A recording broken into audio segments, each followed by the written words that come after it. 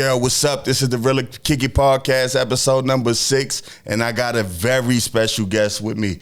I got somebody who I grew up with, somebody who I know is solid, somebody I know changed his life in the end, but we gonna go through the whole thing from beginning to end because I want y'all to know him like I know him, and I'm even gonna learn some things throughout this conversation or journey. You understand what I'm saying? And with that said, I want to introduce y'all to my friend, Taekwon Midjet, or Ty Black. Ty, let them know who you are. Yeah, how y'all doing, man? Thank you for having me, first and foremost. It's definitely an honor, man, to be on your podcast, man, to see your growth, especially coming from where we coming from. As he said, my name is Taekwon Midjet. You know, most know me in the streets as Ty Black, Ty Paperwork. You know, I'm from Brooklyn, you know what I mean? Fort Greene stand up, Marcy Project stand up. I'm all over, man, throughout Brooklyn, man. All right. So I want to talk about where it started because we know where we're gonna end up with the change and you changing your life and you doing a about face. But how did this start, man? Let me know about young Ty Black. Man, growing up, I guess, you know, I was a normal kid, man. You know, got into my bull job. You know what I'm saying? Got into my bullshit, whatever the case may be. Getting in trouble. You know what I mean? I played sports. You know what I mean? I was heavy in sports, you know what I mean? Heavy in the music. You know, over time, you know, I got corrupted. I like to call it, I like to say I got corrupted. You know what I'm saying? And yeah, man, slowly but surely, man, I started pulling away from the sports, man, and the music, you know what I mean, the boxing and stuff like that, man. I just, you know, jumped full-fledged into the street life, man, and, you know, things led to where they led, you know what I'm saying? Listen, but when we was growing up, we didn't have a lot of what these kids have available to them.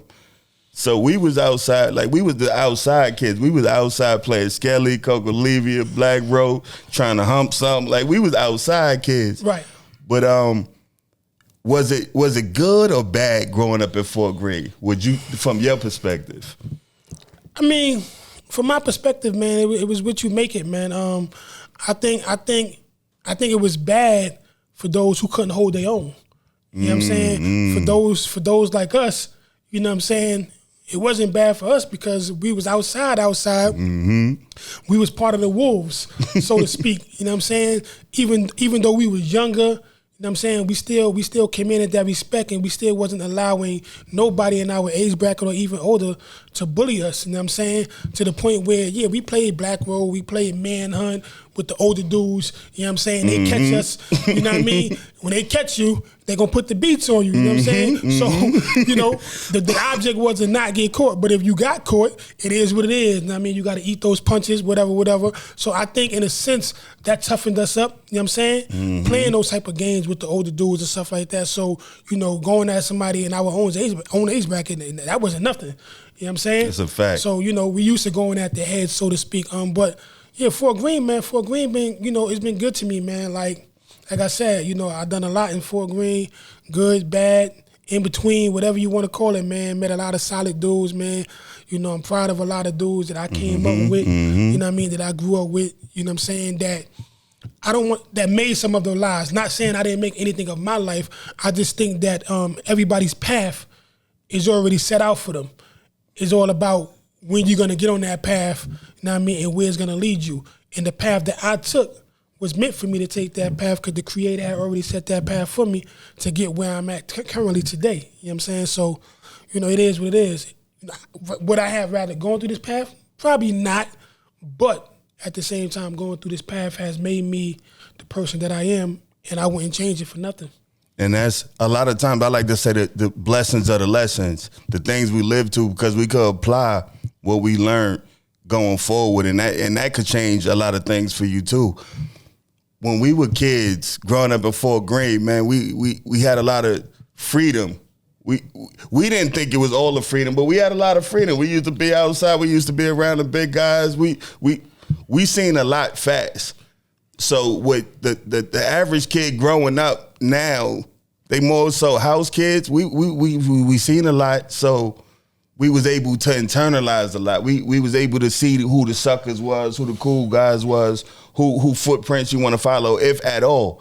And your pops, Shabu, Very eclectic, man. Right. Very eclectic, but he was always him. And that's something that all of y'all have. You, E, I'm talking about his brothers if y'all don't know. Right. Like all of y'all are so eclectic and so focus driven. Like whatever y'all say y'all gonna do, y'all do it. I mean, that's pretty much it, man. Like, we come from a time, you know what I'm saying, it's very seldom you see it now, but we come from a time where your word was everything. That's the only thing we owned in this world was our word. So we say something, we gonna stand on that. You know what I'm saying? So, you know, we come from a time where you have to be careful with your words.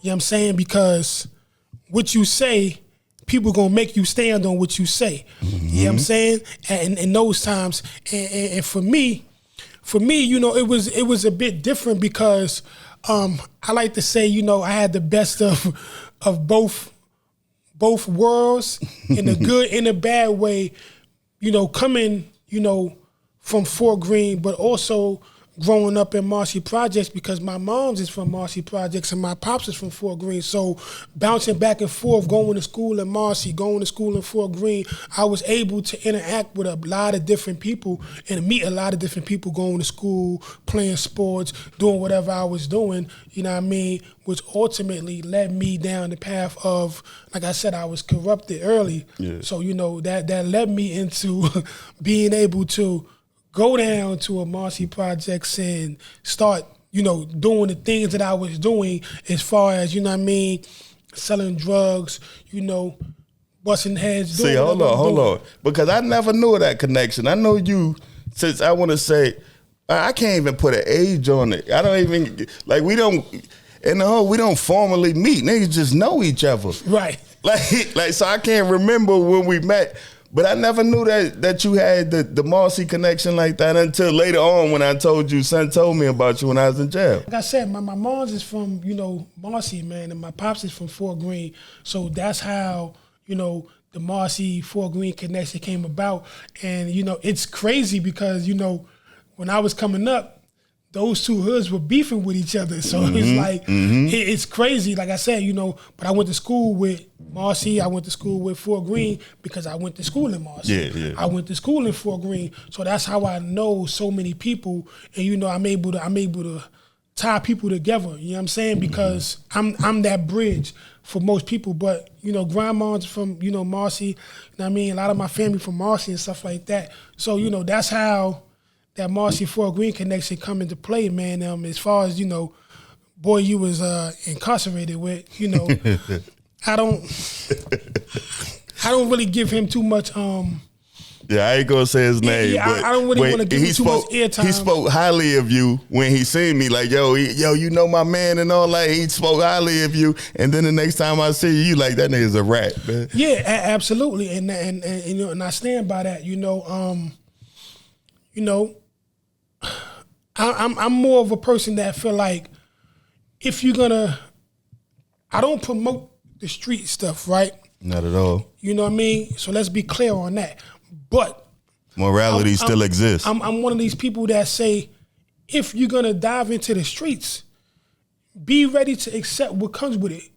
Everything. The good, the bad, the middle, the in between, whatever. Not just one part of it, because the other side is coming. That's right, because you know, like I said, him and I, we cool. Of course, he gonna speak highly of me. You know what I'm saying? Because I'm a good dude. You know what I'm saying? I've always been solid. I always stood on morals and principles, right? And you know, but unfortunately, we were caught up in a situation, you know, with the Alphabet Boys, with the feds and all that, and he didn't hold it down. You know what I mean? And I don't even like to say he told or he ratted. I like to say he lied. Right? Because it's like you was pillow talking. You just was running your mouth, saying anything, hoping it catch. And, you know, unfortunately, you know what I mean? He didn't get on the stand, but I read the statements in trial, you know what I'm saying? Try to put him on stand, you know, a lot of things with it. A lot of foul stuff went on with that case, man. You know, ultimately, you know, I blew trial. I received 297 months to life. Real quick, right there. How did you feel hearing that? Because that's the fast. They say it in months. They don't give you like, yo, you gonna do 5 years, or they hand you your sentence in months, right? Yes, it's definitely months. But truth be told, man, That should sound like forever when you heard it though, right? Truth be told, I laughed. You know what I'm saying? I laughed at it. My people still look at me like, why was you laughing? I'm like, what was I supposed to do? Cry? I can't. What you can't let it break you. You can't let it break you. I stood on the other side. I got to stand on this side. This is what you gave me, right? It's unfortunate, but I can't cry. Crying or laughing, whatever, ain't gonna change the time. All I gotta do is get in that lower library, get focused on what I need to do. You know what I'm saying? And get the time back like I ultimately did. You know what I'm saying? So you gave me that. You know, it took me a few appeals and stuff like that. I think I won on my fourth appeal. You know what I'm saying? I won on like my fourth appeal, my 3582 C2, whatever. I went on that appeal, whatever the case may be. I filed some different stuff. Some people would have got discouraged, but you just pushed past. Absolutely. And then the fact, I think the luxury of it was for me, which initially I was annoyed because you sent me to California. So I started off in USP, California, USP Lompoc, California.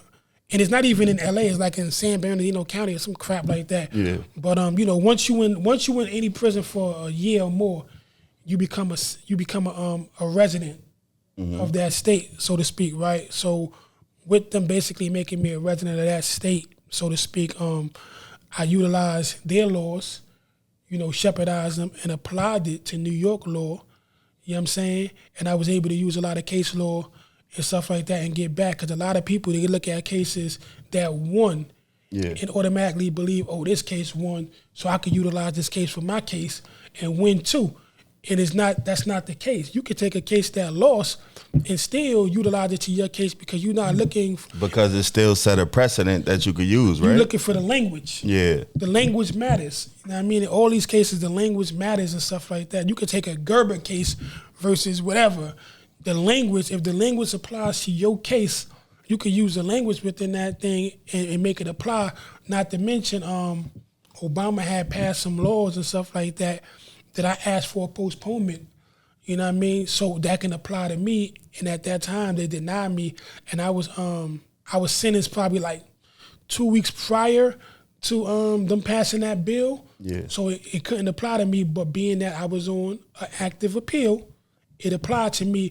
But the feds are so nasty, right, that it applied to me. But now what they did was with my case where they put not for publication. So now it can't apply to nobody else. It applied to me, but you put not for publication, so you can't come down and use that case because that case, my case would open the floodgates for a lot of other people to come down.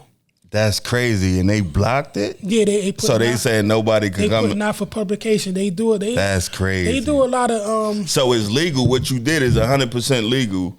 Yeah, but they trying to stop other people from using this legal avenue to turn their shit around. Pretty much, because I mean, as long as you want to appeal, for the most part, your case is not closed. It's still an active case. So usually any case law that come out, it should apply to you. Yeah, you know what I'm saying? No, and you haven't been sentenced, right? You were sentenced already, but again, you on an active appeal. So it should apply to you if it fits your case, right? And a lot of times, a lot of people don't know. I mean, you get a lot of people that know how to do their legal work to get everybody else out, but when it come to getting themselves out, I mean, it'd be an uphill battle. Yeah. You know what I'm saying? Like me, like I said, I was fortunate to learn the law, you know what I'm saying, and really study, you know what I'm saying? And then I got with another guy out of Brooklyn, you know what I mean? Shout out to my boy Nash, you know what I mean, Devon Nash, you know what I'm saying? Got with him, and I got with one of the local homies out of LA, out of Cali, man, the homie KD. And they was in that library with me, man. They cited some cases for me, man, and you know what I mean? They helped me tie everything together, man, and I was able to send that in. I filed some pro se motions. I've been filing pro se motions on my own before I even got to Cali. But when I got there, to Cali, to Lompoc, you know what I mean, I met some other guys that were even more, you know, lethal with that law. You know what I mean? That also gave me some guidance, you know what I mean, and helped me along the way, man. So I was able to, you know, put that together, put that demo together, that demonstration, and send it on down. And my lawyer had hit me up. He didn't even tell me that I lost my appeal. That appeal I had filed, because I had just filed it probably like 3 weeks prior. One of the guys seen it on the computer. Yeah. And said, "Hey, yo, ain't this your name?" He says, "You lost." I said, "I lost? I just filed that." So I'm like, my lawyer ain't contact me or nothing. What the fuck? So hold on, before you get into that, how was the turnaround so quick? Like, man, your guess is as good as mine, truthfully, man. Like, I was just as, flabbergasted as, you know what I mean? Like, you looking right now, I'm like, what the hell? Yeah, I just put that in. You know what I'm saying? They shot it down. You know what I'm saying? So in my mind, I'm like, yo, this lawyer not doing what he's supposed to be doing. But then when I ended up speaking to him, he was like, yo, I encourage you to take any and all programs that's available to you. At this time, there's nothing else I can do. I said, what? That's what the lawyer said? That's what the lawyer told me. Oh, you know he threw the white flag in. Yeah, I'm like, okay, all right. But I already been filing like my own motions and stuff like that. But now what I did was, when I filed this pro se motion, right, I sent it to the court. But what I did was I sent 4 copies. And this is important because it's one for the judge, one for the stenographer, one for the prosecution, and one for my attorney. Now, had I missed any of them, they would have threw my case out. Right, because I didn't follow protocol. Everybody put a copy, so I sent 4 copies, and I also put in there, hey, to the judge, hey, I no longer want this attorney filing any more supplemental briefs on my behalf without me further co-signing it. Period. Yeah, I don't think he has my best interest. You saying basically your lawyer should have to confer with you and get your approval for everything that he's doing. All right. Before you can submit anything, I gotta get the last say, so I gotta be able to read it over and everything. So that's what I did, and then he contacted me. Hey, why you ain't telling me? And I'm like, man, listen, you just sent me that Dear John letter, so to speak. I like to call it that. You know what I'm saying? So it is what it is. And eventually, I think I ended up winning my appeal when I was out of Long Park. Eventually, I was out of Long Park. I got my appeal papers, and it told me that I was being brought back to court, and I was going to be receiving a sentence of 120 months, which is equivalent to 10 years. And even receiving that, it was still like, y'all still fucked me over, right? Because I was so excited. My people was in court. They hype. I didn't pay attention that y'all still had me with 8 years supervised release. Y'all had me with 8 supervised release. Oh, man. I didn't even know the Feds had supervised release. Yeah. I was on that shit in the state. But they clipped mine early because when I took it, it was new. So they wasn't really telling people. They were just throwing it at people, like putting it on your bid. So I thought I was taking 5 flat. And they was like, you got 5 flat plus 5 years post-release. Hold on, wait, what the hell is that? So after 2 years, it was supposed to be 5. After 2 years, they just clipped me because it was wrong to have me on some shit that I ain't know nothing about. Well, lucky you. Good for you. I wasn't that fortunate. You know what I'm saying? Like I said, when they gave me ended up giving me the 10, they left the 8. I had the 8 initially with my 297 to life. My time was supposed to went down to 5. My supervised release. Maximum. I can't have a 10 with an 8. You know what I'm saying? So not only did I have a 10 with an 8, but I did day for day. They made me do every day of it. They didn't get one day off. I just got off January 22nd of this year. Shit. You know what I'm saying? I went in 07. I came home in 17. I just got off January 22nd of this year. I just got off. So you was having to go to the pay, like report. Yeah, I had to report and all that. What? Yeah. So, and I'm like, and it's like I said, it's unfortunate and it's wicked because they play these wicked games because, like I said, I went to trial. I didn't fold to nobody. And this was a drug charge, right? It was a lot of charges. Well,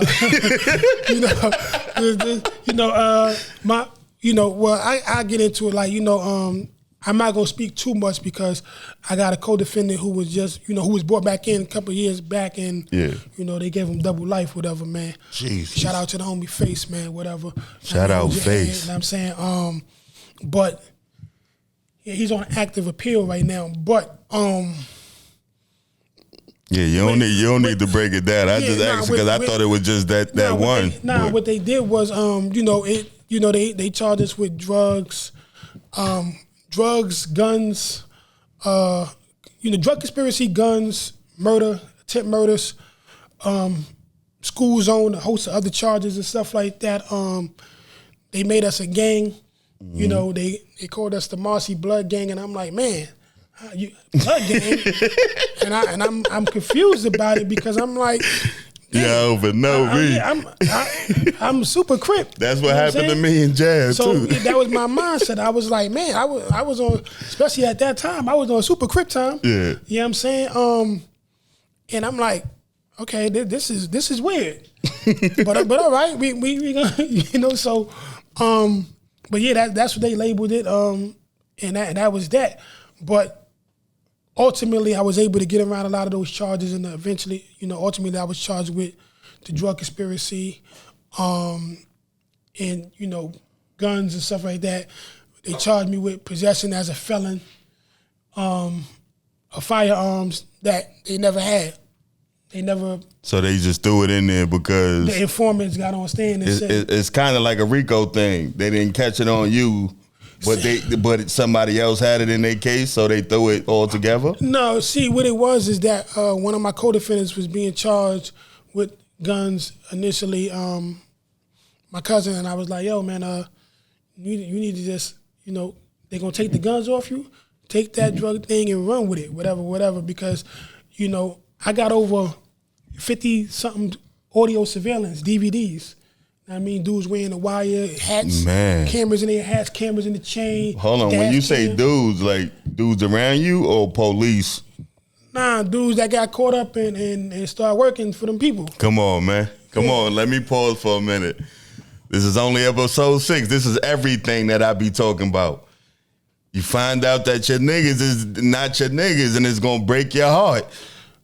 Right. Hey, but go ahead, brother. Yeah, so and then it's so wicked because it's like I don't even know dude. Like he got brought around from somebody else, you know what I'm saying, that brought him around me, you know what I mean? I was like, I don't know this dude. Mm-hmm. But he testified and made up a bunch of nonsense. Like I said, they charged me with guns, they had him testify, and it's so crazy that in trial they showed pictures of guns. They even show actual guns. And then they told the jury, ladies and gentlemen of the jury, please be reminded that these guns that you see here were not recovered from a defendant. These guns that you see here are examples to give you a general idea of what type of guns were allegedly in his possession according to the informants. So I'm like, what? What are we talking about here? You know what I'm saying? So I'm looking hold on. They didn't have the grips, but they showed pictures of grips to say that this is the kind of grips that he had. Pictures and they show physical guns that. But none of the guns had shit to do with you. None of the guns were recovered from me or anybody on the case for the most part. Because like I said, even on these alleged videos where he's saying that he met me for the first time and then I let him hold the gun and it was loaded. They said, how you know it was loaded? He said, I could tell by the weight of it. I'm like, this is an expert opinion. This is an expert testimony at this point. Like he weighed it. He eyeballed the joint. He said, yo, I could tell by the weight of it. He said the serial number was still intact because I admired it. Because they asked him, how you know the serial? Yeah, because I admired it, turned it over side. He was acting like big pussy. And I'm like, hey, this is an expert testimony. Right here. What is he talking about? He acting like real police. And, but again, you saying that I let you hold the gun, you came to buy drugs from somebody, that somebody introduced you to me, not to buy drugs, but just for me to show you some guns, because you possibly wanted to get some guns or whatever, and I just gave you a gun, a loaded gun, and I don't know you, and you coming to buy drugs. And it doesn't make any sense. And you got the wire and the cameras on you. And your chain, you got it in your hat. And I'm like, but you never see any guns on camera. Yeah, that's bullshit. So now in the feds, they have something called a 922G. Mm-hmm. A 922G is a felon in possession of a firearm, right? Then they have something called a 922G, I think it's a double I if I'm not mistaken. That's constructive possession, meaning this microphone is right here in front of me. Yeah. But you also have access to this microphone. You can touch it, you can grab it, whatever. Mm-hmm. Pause. I mean, I don't want nobody saying some weird shit. Yeah, so there's the hand motions. Yeah, I was about to pause it, but I was letting you cook. If you got access to the same microphone, mm-hmm. we can both be charged with it. It's called constructive possession. But again, that only exists in the feds, though, right? Yes, I ain't never heard of that shit. That's a federal charge because it's that's a how they difference. get that 98%. You got 922GI, 922G II. They all these different I's. They mean different things. You know what I'm saying? It's the same thing as a 924C. 924C could be brandishing, right? Brandishing the firearm. It could be discharging the firearm. It's different things with the 924 as well. Right. So, like I said, they didn't charge me with constructive possession. They charged me with possession as a felon. But you don't have any guns. You never had me in possession of it. So they didn't move to get that shit struck down? Like We they moved to can't get use everything that? thrown out. And I got 57 months. I got 240 months for the drug conspiracy. I got the 57 months for the possession of a firearm as a convicted felon. But I'm like, you don't have any firearms and you never seen any firearms on these videos that you're watching. I'm confused by all of this. You charged me with some other stuff that my co-defendant who was in trial with me said, hey, when y'all arrested us at his crib in the state case, he said, yo, any drugs and guns that you found in my apartment belong to me. They still charged me with that as well. And they had his statement. He's sitting next to me in trial. The officer that took his statement testified that this is what he wrote. I got found guilty of those charges as well.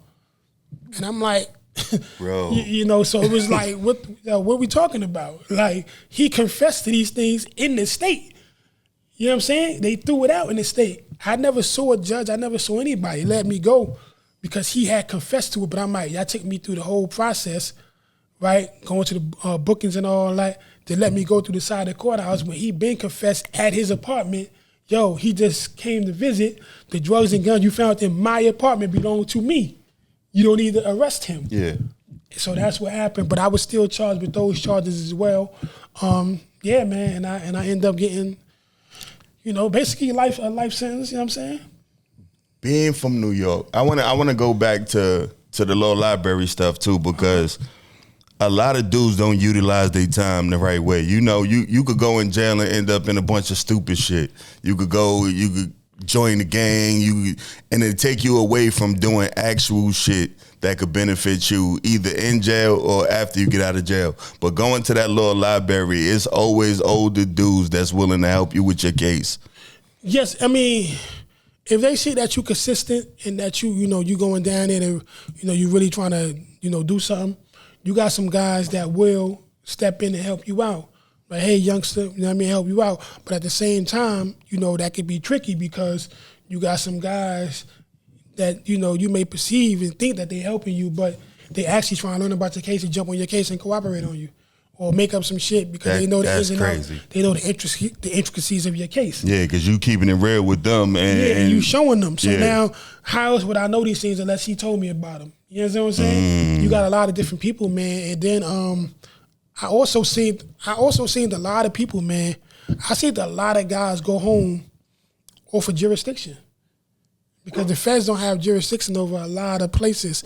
But if you don't know that, and you don't know to argue that, then you're just gonna be in there stuck. Hold on, you got to share that one with me. Well, they don't have jurisdiction because the federal means the whole nation, right? Not necessarily because there's only a certain amount of crimes that are actually federal crimes when you really look into the books. You know what I mean? Right now, I can't remember off the top of my head right now, but I think it's like treason. It's like two other ones. It's probably no more than 5 crimes that are actually federal crimes. You know what I'm saying? Like I said, a lot of places don't have jurisdiction over. If you notice, a lot of these nitrate developments, the feds are trying to buy them and overtake them, right? Yeah, because currently. now, if they overtake them, what happens? Any type of crime becomes federal.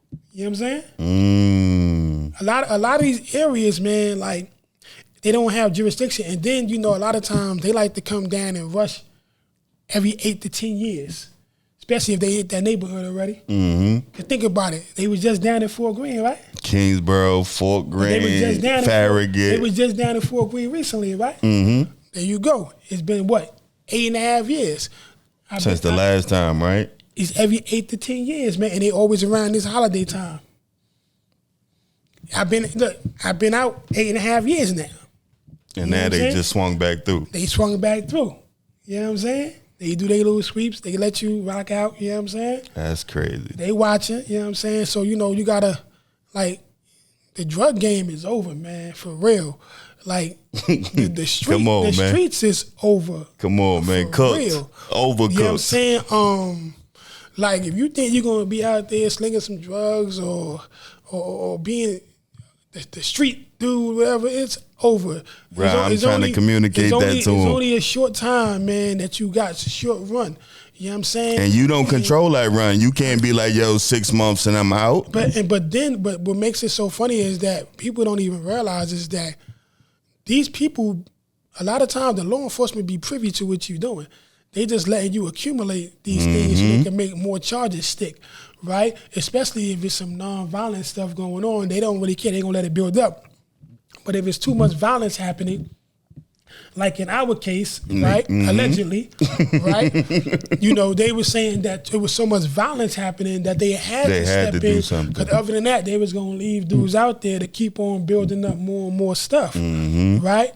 So, but... Because the violence is an easy put away. You put that in front of a jury, yo, he shot so-and-so, the people going to be like, put him in jail. It's not just an easy put away, but it's more so like, I can't have you out here hurting people. Yeah. No, I acknowledge that part, but I'm just saying for the jury. Yeah, for the jury. We could get you right off the streets if you're doing harm to people, because if we put you in front of the jury is going to see you as the villain. And then it's the same thing, man, like, Guys be out here doing these things, man, committing these crimes, and it's like, yo, when you get caught, your man gonna tell on you, right?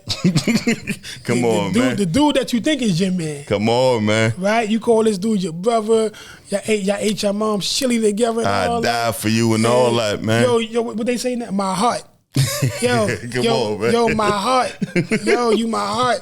Yeah. You can't live without your heart. These niggas be living without a heart. Your heart gonna stab you. And yeah, I'm telling you, like that's why I don't even advise like do your dirt by your lonely. Don't do no dirt, man. Right, exactly. I mean, like I said, there's options out here. I'm not an advocate for violence, but I'm not an advocate for non-violence either, right? Because I think violence has a place. I think sometimes they are necessary evils, right? Yeah. In a sense, right? I mean, if you could talk about it, walk away from it, then absolutely do that. But if you got to protect yourself or your family in that moment, like it's a threat, okay, I get it. 100%. You know what I'm saying? You got to love you first, right?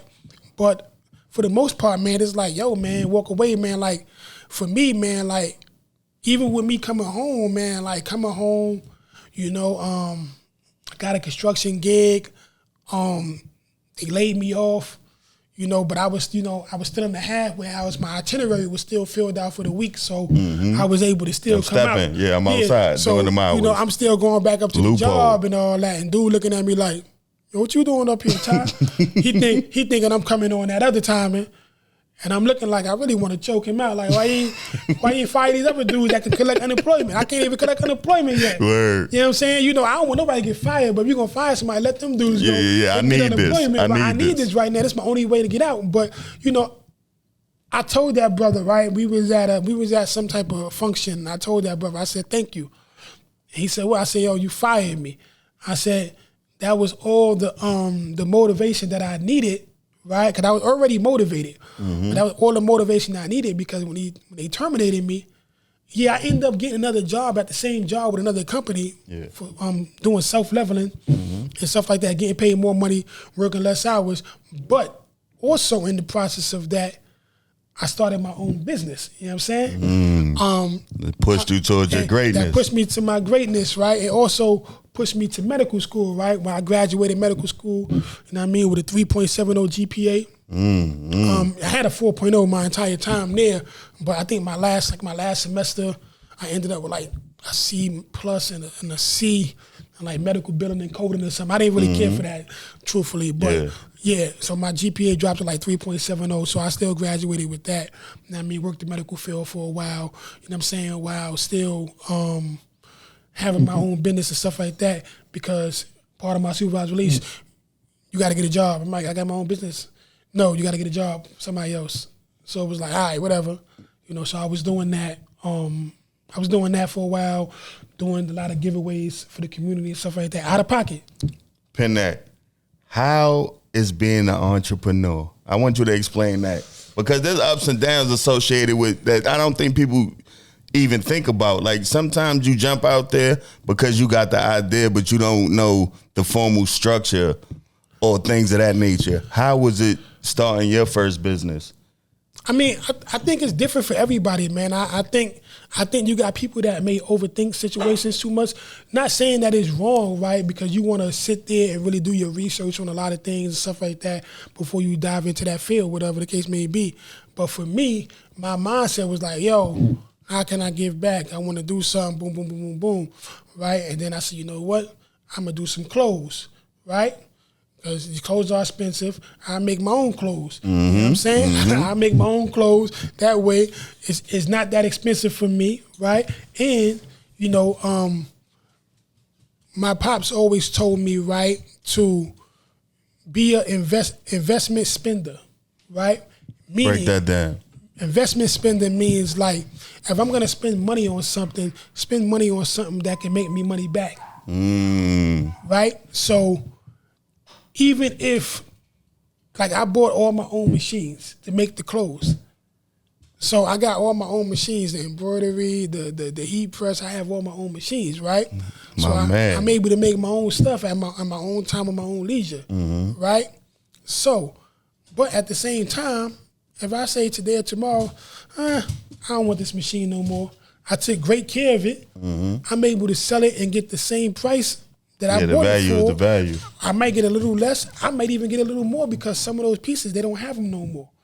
And they unique, you know, machines. Yeah. So that's an investment spender right there, right? Like I'm gonna put it in other terms. You buy a home or something, right? And then you buy a 3-family home, but then you rent out parts of the home. Yeah. That's an investment spender, right? Oh yeah. Because you bought a home, because now they gonna be paying your rent.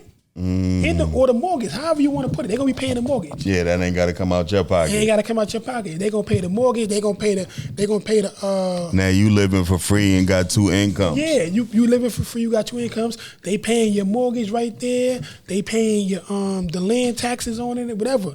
You know what I'm saying? So you gotta be an investment spender. That's what I learned. Like I said, as far as the business, it's definitely a lot of ups and downs. But you gotta be your biggest fan, right? Self-motivated. You got to be self-motivated because that should have beat you down, man. I had 2 companies that I started. I ain't had no formal. I just had ideas and they didn't turn out how I wanted them to turn. But in that, I learned the structure of business. Now, like going forward, I got some other things that I'm lining up. The failures that I came across in the first 2 things, I learned so much about business, taxes, and compliance. Like I know everything about. So now the next thing I do, I could take all the successful parts that I learned from this. Like I wish I'd have did this because it's all in like the rear view for me now. Right. Those things. But the thing that I'm stepping into now is like, I learned how to do packaging, sending, and like just putting the whole play together. Right. I mean, basically, to get that package out the door. I was always in the UPS, the USPS. I'm in there sending the packages out, so I know that part. But it be the business part that you will stumble with sometimes because, like I said, you don't have formal training. I mean, like I said, you got to sit down. You got to learn these things. Sometimes you got to learn them on the fly. Sometimes you bring people in on your team that know these things, right? But at the same time, just because they know it doesn't mean you don't learn it. Yeah, you have to learn every part of that thing. You wanna know who's helping you control your money, or you know what I mean? You don't want to just leave that on somebody else. You know what I mean? So if something missing or something go wrong, I want to be able to look at it and be like, oh, that's not right. As opposed to you telling me, oh, this is cool. That's this fact. Right. And be fucking me the whole time because I don't know no better. Be screwing me because I don't know any better, and I'm putting my trust in you, another human being, right? So, like I said, with my business, I looked at the market, right, and I was like, you know what, I'm gonna do the clothes, right, Which is what you're wearing right now, what right? you're wearing right now. It's called Paperwork. Paperwork. Paperwork clothing. And Paperwork is actually an acronym. I mean, Paperwork means placing active people everywhere relevant while obtaining real knowledge, right? So that's basically fire shit right there. acronym for Paperwork. Because as soon as I seen Paperwork, I was like, fuck these rats. Yeah. I mean, and again, I get that a lot. And, it's to each his own, right? Because Paperwork is going to resonate with people in different ways from different walks of life. And that's the beauty of it, because it's relatable to the vast majority of the world, right? Because everybody gonna see it and relate to it in their own way. Like you just said, you saw it and thought instantly, fuck these rats, right? Now you might have somebody that's on the business side of things, right, that don't come from our world. That's thinking about the structure that comes from paperwork. Because everything you do in life requires documentation. Everything you do in life requires paperwork. Now, I mean, you have to legitimize yourself. If you ain't got paperwork, you can't do nothing. Right now, what they got? We got regular IDs. They telling us we got to go get an ID with a flag and a star on it now. Or that's not your paperwork. Yeah, that's the new paperwork. It's called the real ID. So this is not a real ID that I have already. This is my picture. This is me. Like, all my information, where I live, all that. Yeah. So because I don't have the little flag or bird, whatever's supposed to be on there, because I don't have it. You know what I'm saying? Yeah, I just got to travel with my passport a lot. How long you been doing it? Because I was on social media for a while, so when I got back to it and I started saying, I'm like, yo, Ty got so much going on, I ain't know about it, bro. Paperwork, man. Like I said, I've been doing the paperwork, man, maybe since like 2018. Like 2018, I've been doing it, but I started it on the yard, but outside. You know what I'm saying? 2018, and initially. You do the designs, or you got a design team, or just float your ideas about family and friends? I just do it myself, whatever I feel like doing. You know what I mean? And I just do it. Like initially, right, I had a guy, that one of my brothers had plugged me with. Good dude. He was doing my stuff initially when I was doing, because I had another thing I was doing too, called Stop, right? And my Stop movement is stop, think, observe, and then proceed, right? And I'm like, man, I get this guy my money. He want the money up front. I give him my money, and then he tell me he gonna have my stuff this time, but then this time come and he's telling me, yo, I got this still and slow that dragging. going on, and I'm like, I had something. I had a family situation. I had this and that, and I'm like, I don't. That ain't how you do business. I don't want to say rude or anything, but fuck your kids and your family. They ain't nothing to do with me. You took my money. You gave me a date. You wanted my money up front, right? So if we gonna do a business like this, it should have been half up front and then half upon completion. If we was gonna do it like that, I don't. If you want 100% up front, then and you give me a day, I want my shit on that day. Right, and then on top of that, it's more like, okay, I get it. Things happen. Things out of your control. I understand that, right? But you're not even communicating these things to me. So now I'm in the dark like, yo, what's going on? I know this dude supposed to call me. Now I'm calling you. You didn't answer. I'm texting you. So now, in my mind, I'm like, you playing. Oh, he think I'm a sucker. You know what I'm saying? So, now those other thoughts start creeping in, and it's like, stay professional, keep your business. You know what I'm saying? Be mindful about what you posting. Be mindful about your words, because words turn into actions. So you got to be mindful about the things that you say, or the things you even think for that matter, because those thoughts turn into action. You know what I'm saying? Even that stuff you post, I'm real meticulous on social media. I'm real meticulous about what I even like. Yeah. Right? Because I'm like, I don't really want to advocate for that. If I'm not into that, it's like, I don't really want to advocate for that. So that's how I feel, bro. It's not that I don't want to support you, it's that I don't support that. Yeah, that particular thing. So I'm not going to sit there and like the post or share the post or whatever the case may be, and either you're going to hate it or love it. It is what it is. I really don't care.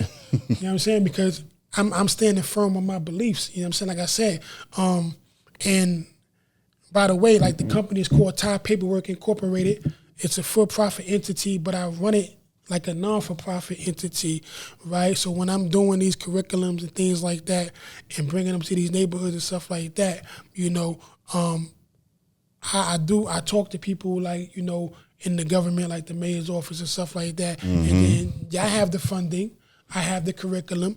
Let them pay me to teach the curriculum as opposed to me going to these urban communities and charging these single parents who barely even got enough to make it themselves, or even charging these families, period. So, boom, they get the money. You know, they're going to come in there for free.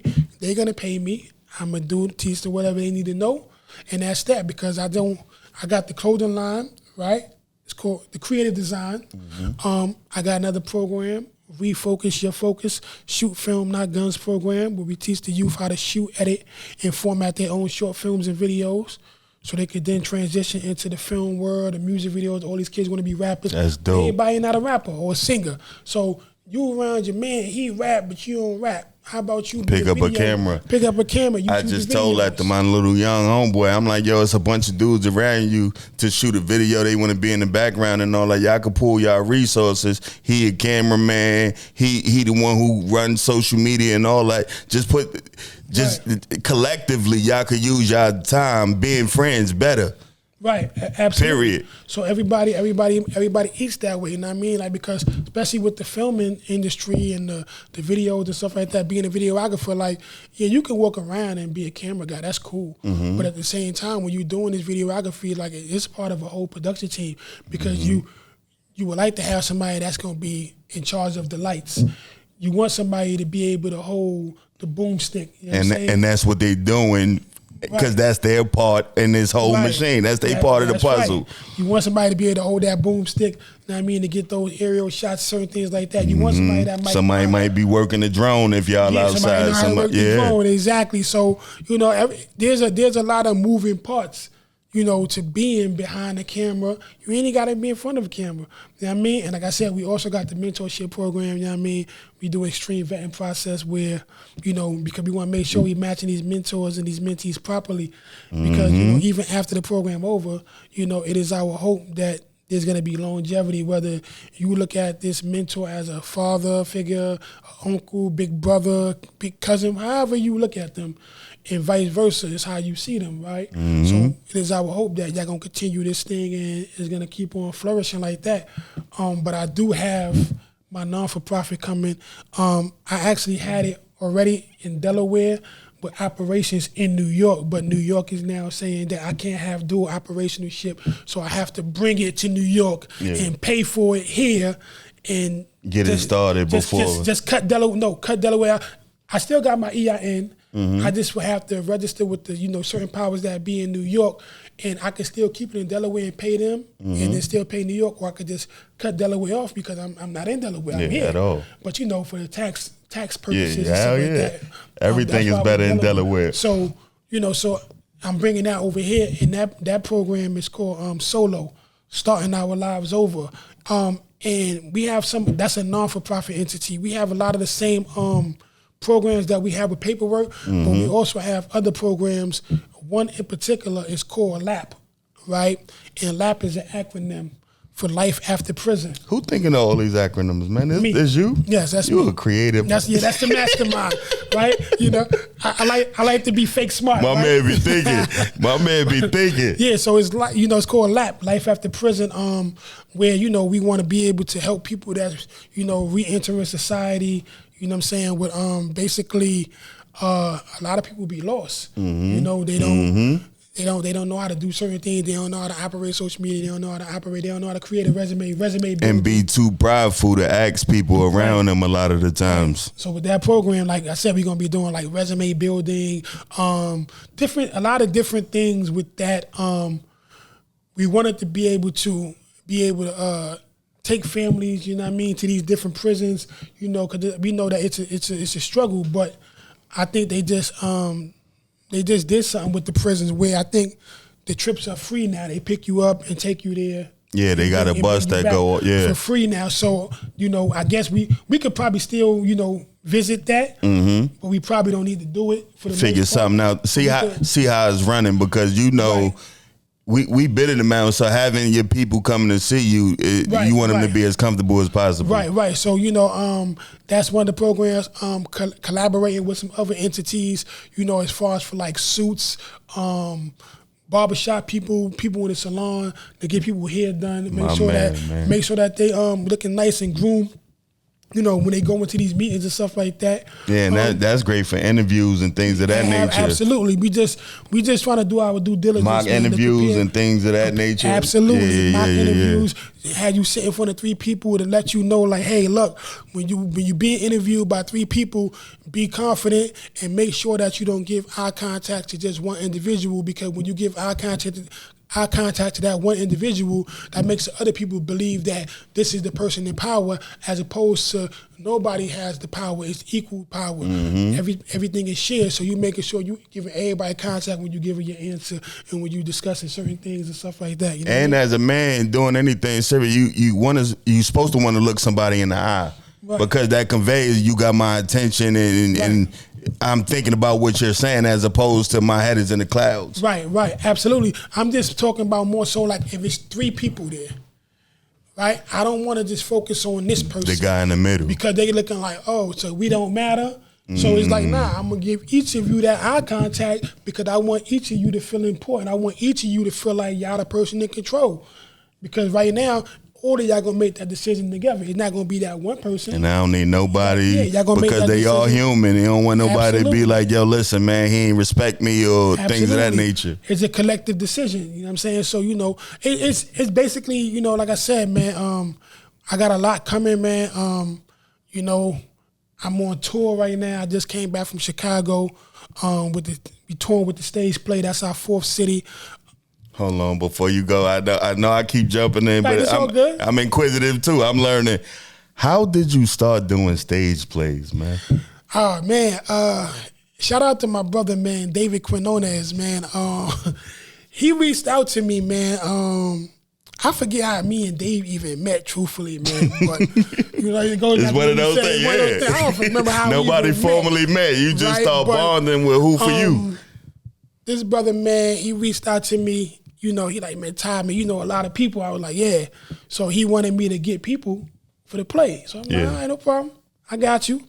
So I sent them a few people. I told a few people to hit them up, send y'all headshots, whatever, send y'all body shots, whatever role y'all trying to go audition for, you know, so forth and so on. And he hit me like, yo, man, I got a role I think you'd be perfect for, man, because the way your voice is. I'm like, all right. I said, yeah, send me the script. So when he sent me the script, I'm like, absolutely not.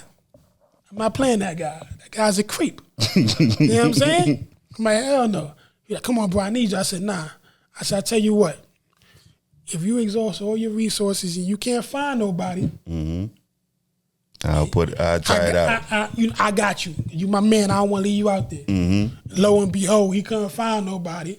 I know you can find somebody. Yeah, I was just about to say, you sure he couldn't find nobody? Lo and behold, he probably turned around real quick. It was like, I ain't see nobody, bro. But like I said, man, it turned out to be a beautiful thing, man. Even though, like I said, the guy's a creep.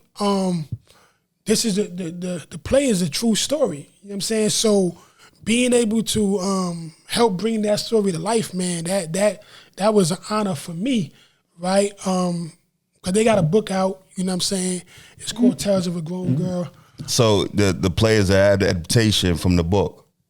Yeah. The book existed before, so the source material is coming from the book. The book existed before the play, but it's still some different twists to it because, you know, obviously, you know, you want to write it a little punch different. That thing up. Yeah, so, you know, it's called, like I said, the book is called Tales of a Grown Girl. The play is called Tales of a Grown Girl Remastered, right? It's the story of a young lady named Yolanda Brathwaite. She from out of East New York, Pink Houses, I think moved to Long Island. You know, it's about her life, you know, dealing with a lot of drug abuse, alcohol abuse, sexual assault, child molestation, shit like that. And you know, just her life, man.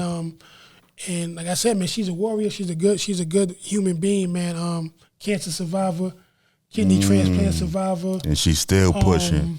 Yeah, shout out to her. Yeah, and like I said, we this is our 4th city. We just came from Chicago. Like I said, yeah. But you know, when I went to Chicago, my role changed. You know, to he said this dude is still a creep too.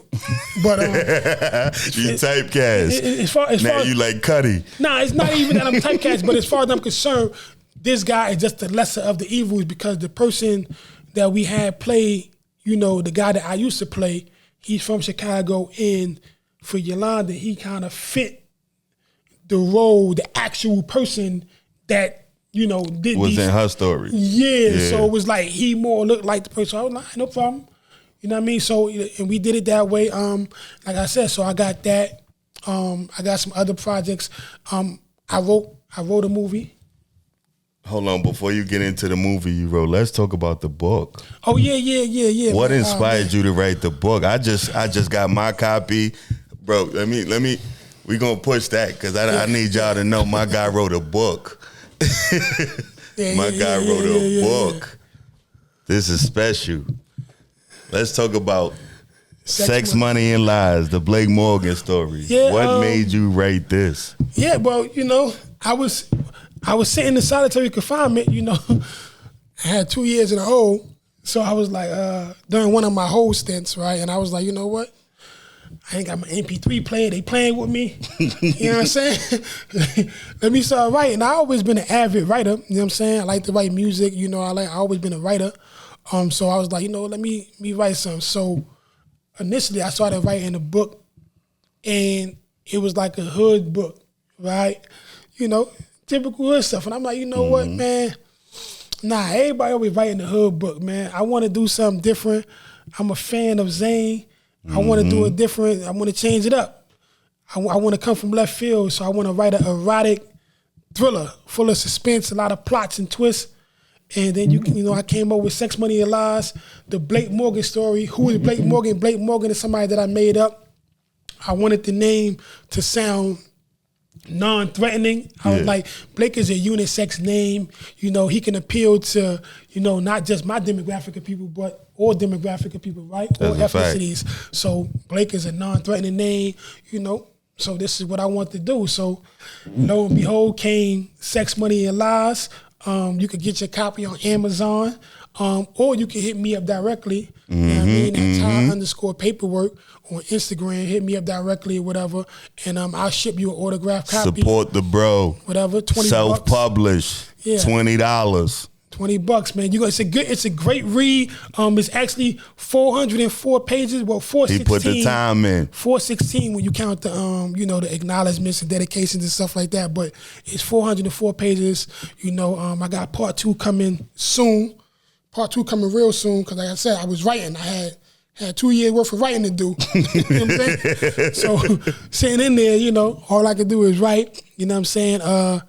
I'm into a lot. Like I said, I got the movie coming. Now we could get to the movie, but I wanted to put this in front of the people, right? Because I need the people to support. I needed you to put the link out so they could support, right? Because you got so much going on, right?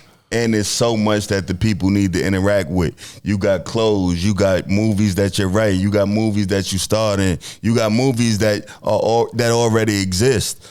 Right. So you broke your cherry in that world. You over there, you writing stuff. Right. These are the things I wanted you to come on for. Right. Because we could have did 2, 3, 4 hours talking about straight nonsense. Right. But I wanted to show you in the light that I see you, bro. I remember like just the nonsense from the hood. Then I heard more stories about nonsense. So rediscovering like seeing what you got going on, bro. I feel so proud to even call you a friend. Right. Because I like to give my people their flowers. I always say the way to stop more suckers from being made is to tell niggas they doing right when they doing right. Absolutely. I appreciate that, brother. Thank you. You got to tell niggas they doing right when they on the right path because they're straight into some sucker shit. By mistake. They're just, you know what, I'm doing sucker shit because nobody noticed all this dope shit I'm doing. Right. So I'm going to say everything that you're doing is productive. And I'm amazed and I'm in awe. Yeah, man. I'm in awe because I know. I be in awe myself. I know where you come from, man. I be in awe myself sometimes. You know, not that that I'm doing it because these talents have always been there for me, right? Y'all are creative people. I said it earlier, but y'all have always been creative people. Yeah, the talent, the writing, like I said, the writing has always been there for me. I'm also ghostwriting some music and stuff like that, R&B, some gospel, some rap. What? Yeah, I got a lot going on. You know what I mean? I'll let y'all hear some of the reference tracks behind the scenes and stuff gospel, like that. Bro. Yeah, gospel, some R&B, a bunch of different stuff I'm doing right now. But one thing at a time. Like I said, I wanted to push the book before I went to Chicago, have it ready, took it to Chicago, sold some stuff out there. Right now, I sold over like 300 copies. Physically just walking around, interacting with people.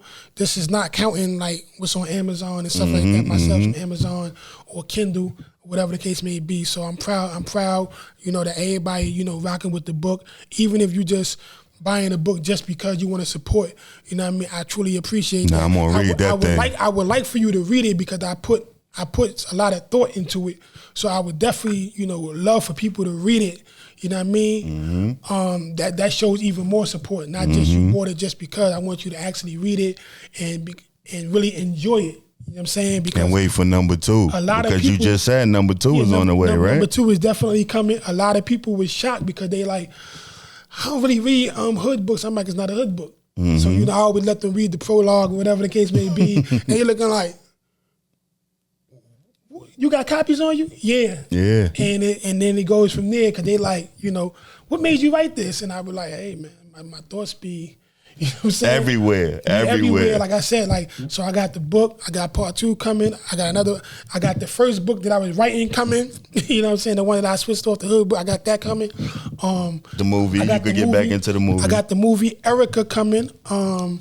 Shout out to my lead actress, QB.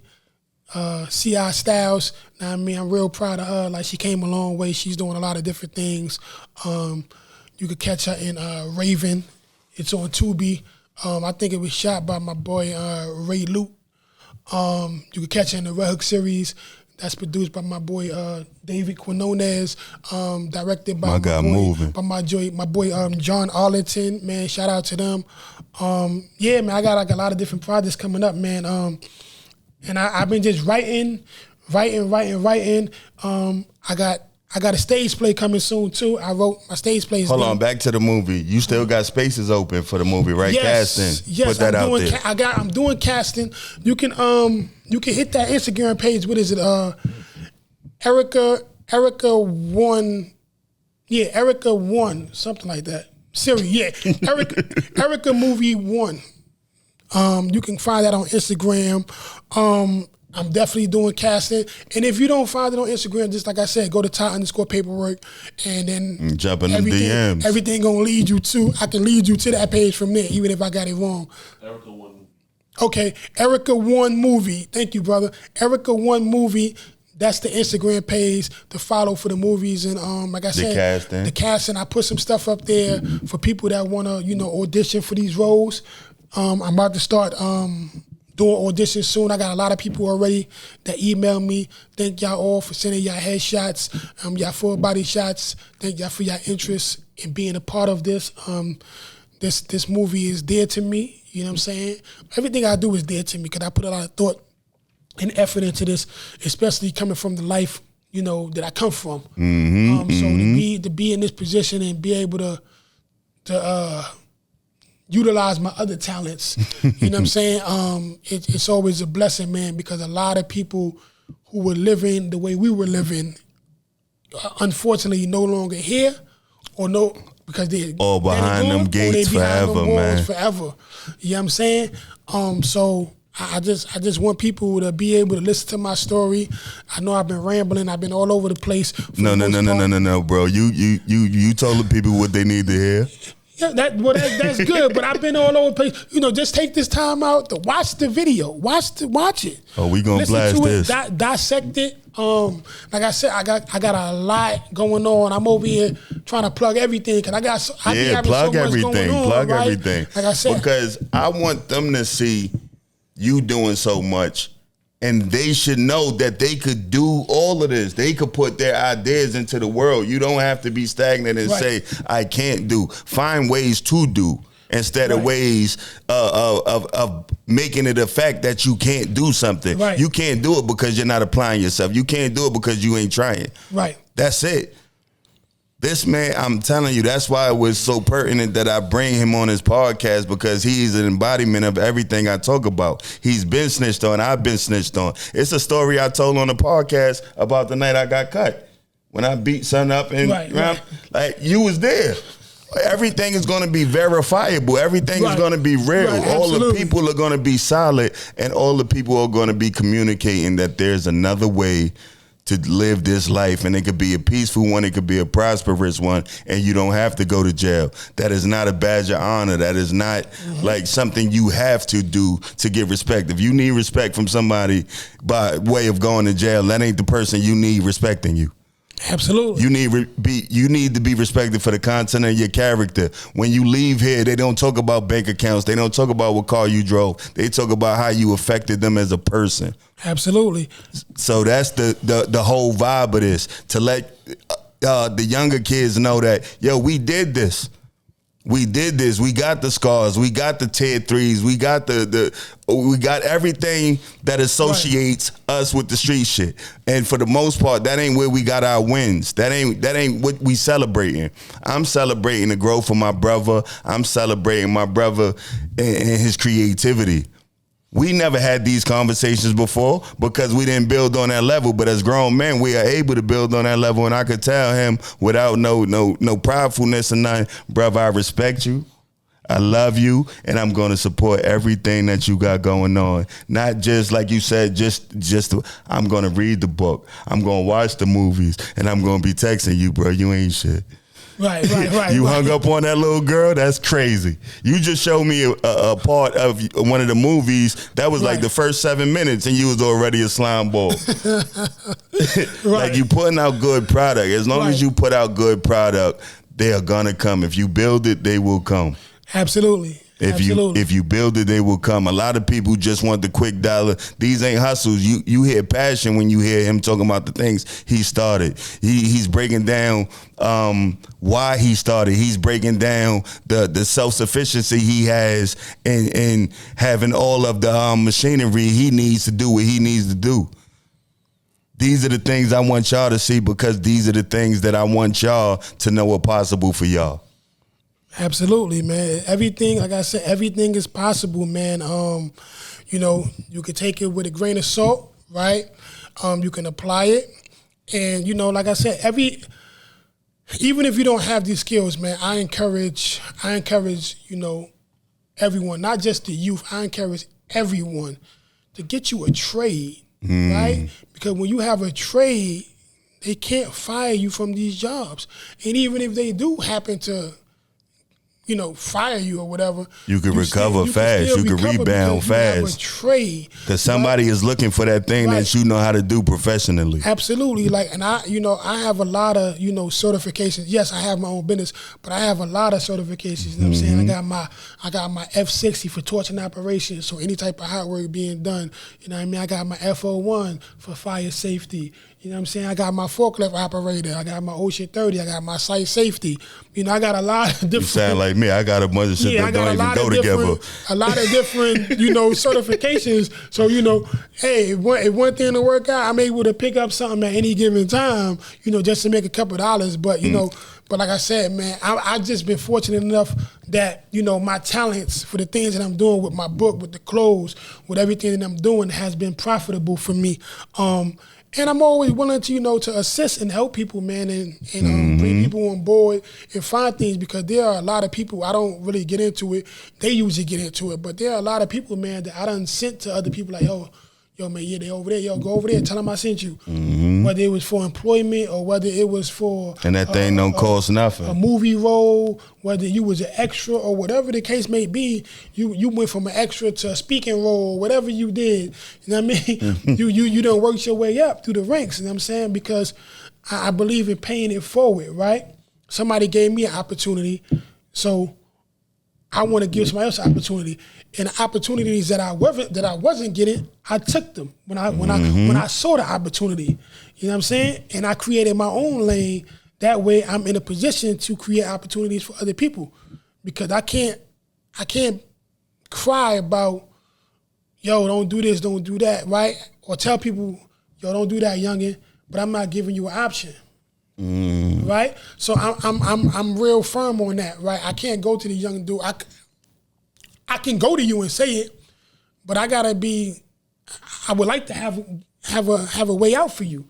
Cause I don't know your circumstances at home. Yeah, to tell you to cut some cold turkey and I ain't got nothing to replace it with. I don't know why you may be selling drugs. I don't want you selling drugs. Yeah, they don't understand your circumstances, but this might be all that you have. I don't understand your circumstances. So if I'm gonna come to you and say, yo, stop selling drugs, guess what?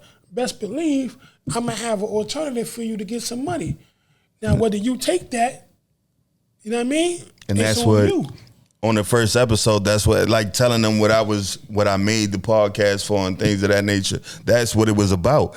Philanthropy and helping and resources and things of that nature. That's what I'm trying to build here. I ain't trying to get no money. So I done been around money. Right. Yeah, done been around money. We done had the club. I done did all that. So what we could do now is take those resources when they start to come in and help people, because it's that simple. It's J.K. Rowling, the lady who wrote Harry Potter books. She's an inspiration to me. Why? Because the money keep coming. Every time she break $1 billion, she start giving money away. Right. Because I don't need the label. I need this thing to be right. I need all the positivity attached to me when I go lay in that casket. Absolutely. Because again, they're not going to talk about nothing but your character at your funeral.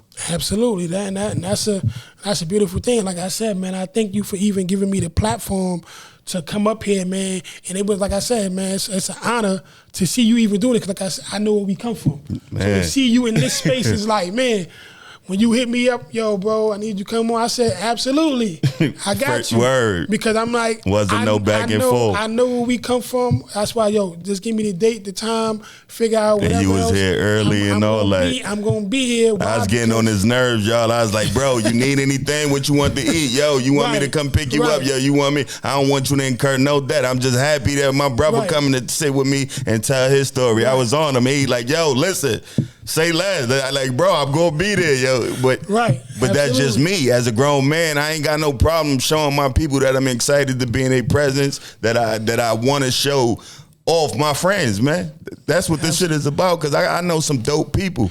Absolutely. And with the background that they have, yo, it's like you gotta fuck up as a friend, and then he become a father, and then you watch him become a good father. You like, look at this nigga. Absolutely, and that's how I didn't see this. This wasn't in the bingo cards, but you're a great father. I know that about you. That's right. And you got big boys now. Right, absolutely. And you got a daughter, right? Yes. What? Yes. Yep. See, I remember. Yeah, you know what I'm saying? Yeah. So I be out the loop, but I still remember these things because I know who's doing what and who needs credit. And I'm not saying I needed to give you credit or you need credit for me, but sometimes the good people don't get told that they're appreciated, that they're doing right. So you guys just step in and do that for your friends sometimes, man.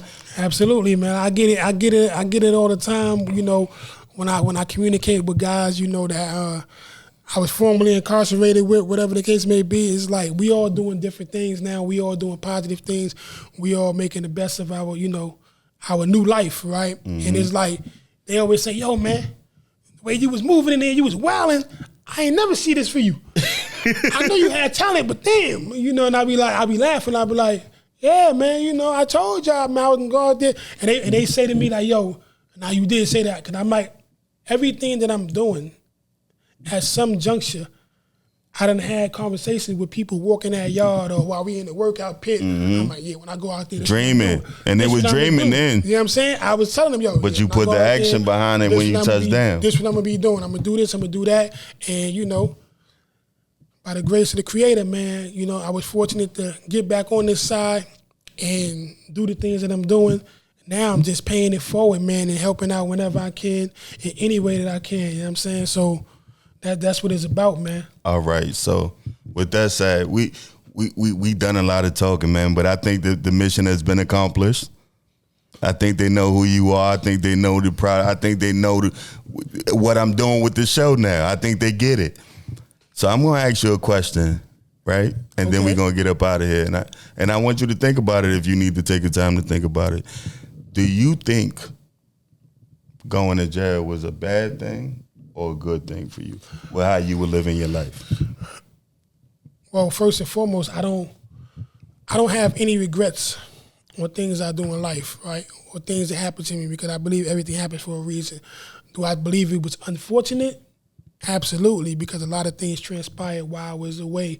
Am I upset because I missed a lot of time with my kids? Hell yeah, right? I'm absolutely upset. You know what I mean? My daughter was a couple of months when I went away. My sons were like 2. You know what I'm saying? With the curly fro. But would I change it? Nah, because I think it put me in a position and forced me to grow up, right? That's how I see it. Forced me. I've always been a man, but it forced me to become a man's man, right? I've always been a man, and I stood on my own too, but it forced me to be a man's man, right? And then it gave me the incentive to the time, the time to sit down, the stillness. I mean? Because I think it says, in a lot of these scriptures, right, that, the Creator will sit you down and put you in a place where He's able to talk to you freely, where you have to listen, right? So, by Him putting me in that place, I had to listen, but I didn't listen. But when He put me inside of the beast, inside the beast, which being solitary confinement for 2 years. Oh man, I did 8 months in the box. What I had to do, I had to listen. I had to tap into my talents. The CEO's playing, not giving me my MP3 player and all that. So I was forced to write, and it turned out to be a good thing for me, right? It wasn't a bad thing. It was a good thing for me, but I wouldn't change it. 100%, it helped me. Absolutely. Going to jail 100% helped me, bro. The ignorance level was through the media, through the roof, because I had no guidance in the crib, for real. I had no structure. So going to jail for me, I came into contact with grown men who was giving out information, something I didn't have. So when I came home, it was a more conscious me that came home. Absolutely. So I was like, yo, you know what? I ain't gonna make gangbanging cool because I don't want none of the little homies to go through what I went through. So that was the first detachment part. Like I still fuck with the niggas that I was in the street with. Right. But ain't no new friends. I ain't going meetings and trying to meet no new niggas. Absolutely not. That ain't what I'm pushing. So as I start pushing this positivity, it's all from the older men that gave me information, Willie Lynch letters and things of that. It's just so much information about being black, about being a man, knowing your place in this world and how to conduct yourself. I ain't had none of that. Absolutely. So even though that was time out of my life, I'm grateful for the time out of my life, for that time out of my life. It wasn't wasted time. Not at all, because it changed my mind about so much. I came home, and of course, you come back to the same environment and you do stupid shit. I got locked up a couple times, but I never got violated and never went back up north.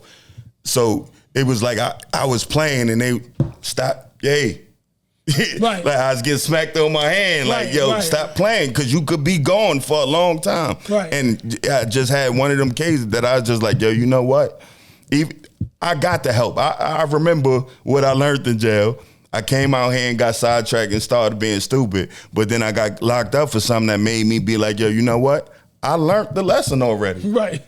I learned the lesson. Like, what am I doing? What am I doing? And ever since then, it's just been like, yo, it's like an epiphany. I stay away from things that trigger me. When you first come home, reintegration into the populace, they tell you, they get you ready for this. They stay away from triggers. Absolutely. You got to know what triggers you. If you go back around your triggers, you're going to end up triggered. You're going to end up being in the same place. Absolutely. So these are the things I'm trying to communicate to the kid. Know your triggers beforehand. I learned my triggers in jail. Oh, that gets me mad, or that rubs me the wrong way. I wasn't thinking about that. Everything was just go. Somebody disrespect you, you got to do something, or it just caught up in chaos. But sitting down for that time allowed me to become a man, and that's why I asked you that question. Right, absolutely. Jail was definitely not jail. Prison. Prison was actually good for me. Like I said, because, the Creator put me in a place where I had to listen, right? And with me listening and focusing, it led me here into all the other things that I'm writing and doing, man. Because who knows where I would have been had I not went in when I went in. And that's the point. Because I heard this story. Like I told you, I know what I know on my side, but when I heard, he was like, yo. Yeah, that guy. That guy was different, But is there anything you want to say in closing, brother? Give your socials, anything. Like I said, follow me, man, on Ty_Paperwork. That'll lead you to all my other pages. Cause I have my acting page, I have my book page, I have my movie page with Erica and stuff like that. Just follow me. And in closing, man, like I hope y'all watch this video, right? We're gonna blast it off. And take what you need from it. Leave the rest, right? I think you need it all. Word. But take what you need from it and leave the rest, man. And hopefully, man, I'm able to get through, if not all of you, at least one of you. That's right? it. That's what we strive for. If I get through to at least one of you, maybe that one will get through the two, and then the cycle will continue from there, man. Mm-hmm. Because being behind that wall, man, is not what you think. It's not a badge of honor, right? It's actually for the birds, man. It's for the clowns. It ain't really for nobody, but you find yourself in there, man.